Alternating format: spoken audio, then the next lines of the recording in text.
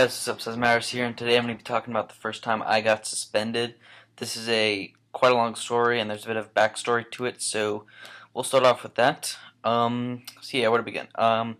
Every year, since I'm in the high school, the entire high school takes a large field trip to like 20 different countries, and we do a bunch of different community service and like environmental activities, and we do that for about a week.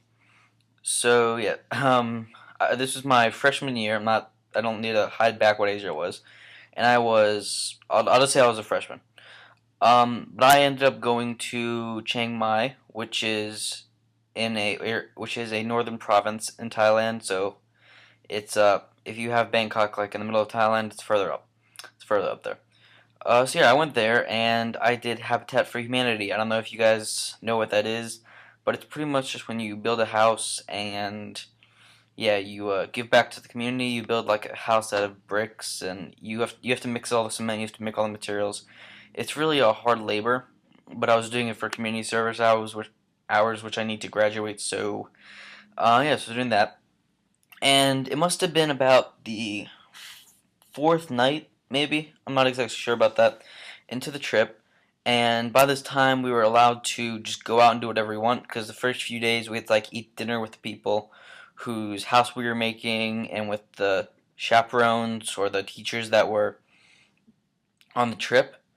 So that night, we were allowed to go eat wherever we want, and I think we went to eat at a Fuji restaurant. It's kind of a Japanese style food, and yeah, we went there and we wanted to order alcohol pretty much. I mean, it's Thailand, so you can do that.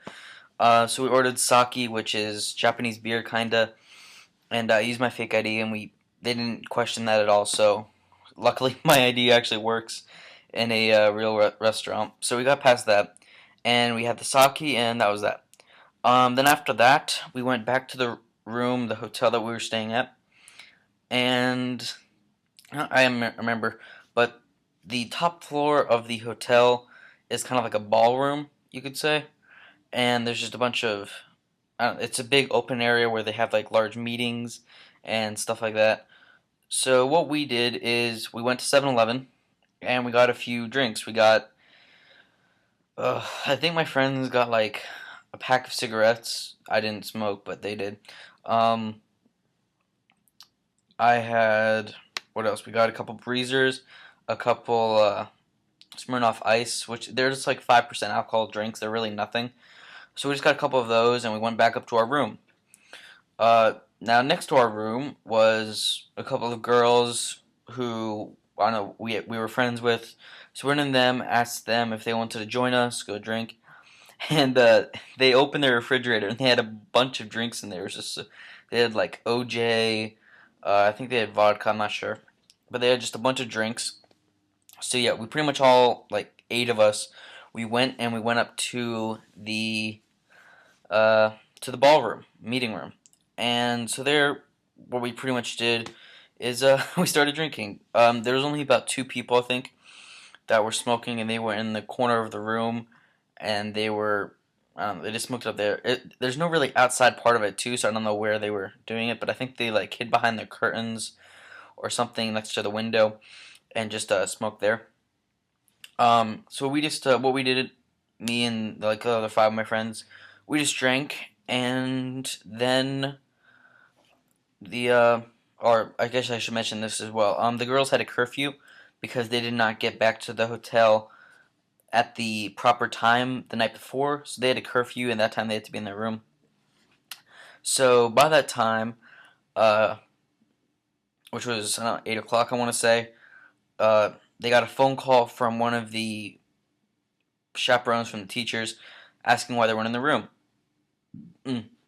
So what they had to do is they had to go downstairs, and she left her purse and everything else up there with us, and we decided this is the time that we have to hide all the alcohol. So what we did is there's a little like alleyway kind of next to the ballroom, and it looked like it was under construction. So what we did is we went in there. It was pretty dark, pretty pitch black, and I guess we just hid the alcohol. So after that we we hid it and we went downstairs. We actually went back to our rooms first, and then one of the chaperones called us downstairs, and we were like freaking out. And for some reason, I don't know why, but they started asking us what we were doing. Now, naturally, our response was we were just in the room chilling. But for some reason, the girls had been caught, and they had pretty much spilled their guts, and just said, I guess, what they were doing, why they were out of the room, not to get in trouble. Um, so yeah, after that, they found the drinks. They sent one of the teachers up while they kept us in the lobby, and they spread us out so that they had like two of us sit down on the couch in the lobby, like two somewhere else, and they just spread us out. And one by one, the teacher came around and interviewed us and asked our story. And at first, we just completely denied what was going on, and then all the teachers just went up to their rooms or something to find the alcohol. And at that point, we knew that we were screwed, so we just like kind of whispered to each other. We gave each other like a look, and yeah, we knew that we had to give it up. So we pretty much just looked at each other, and then when they came down again to ask our stories, we all just told the truth. So we were screwed there.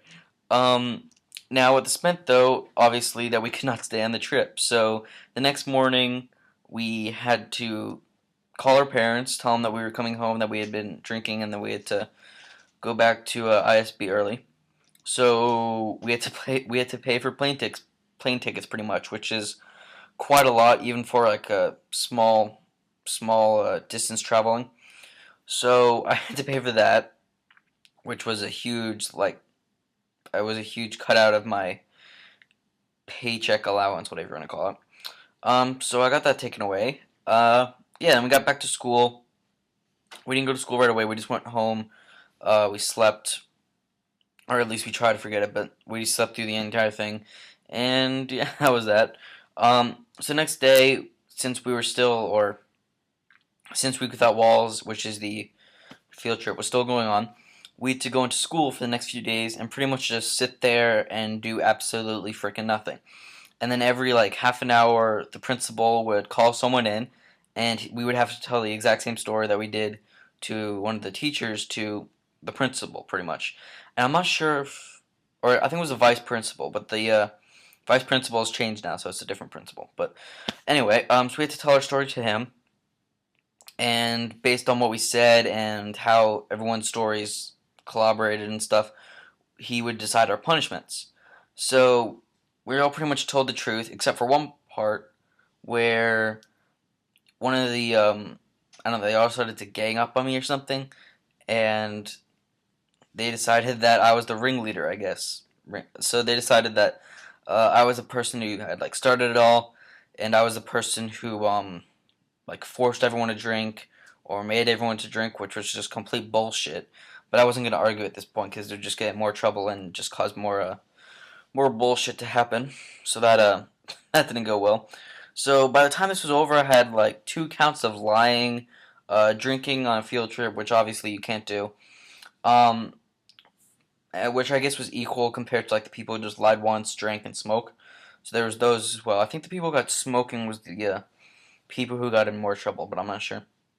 But what ended up happening is all of us ended up getting suspended for 2 days. So luckily it didn't go on my permanent record, thank God.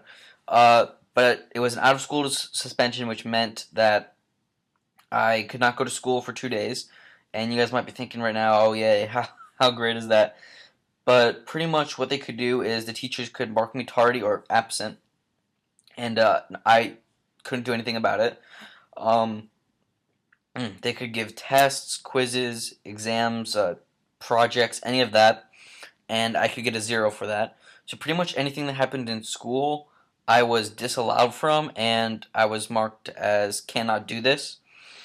Luckily, I don't think any of my teachers took that against me, but it was like all over the school. So yeah, if I had to say a message for you guys, it would be don't drink in the presence of teachers. I've been smarter since then, and I drink like around friends and not when there's teachers around. Until next year, actually, because my birthday is a week from now. I want 22nd, so 6 days, and then I turn 17, and then a week from then I turn 18.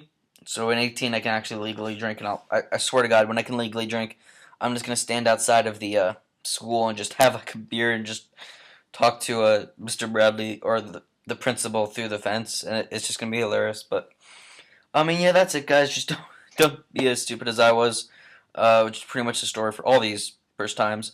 Hopefully, you enjoyed the footage. I couldn't get any speed art because the server was down for like the entire week, so I couldn't get to talk to anyone. Hopefully, next week I can get that. But yeah, guys, just further suggestions as to what I can do. I really have been hesitant on keeping off the topic about the first time I had sex because that's just a bit personal. It's a bit too personal. So yeah, guys, if you want to hear any more of these stories, leave a like, leave a comment, and I will get to all of those. Other than that, guys, thank you for watching, and I will see you guys later.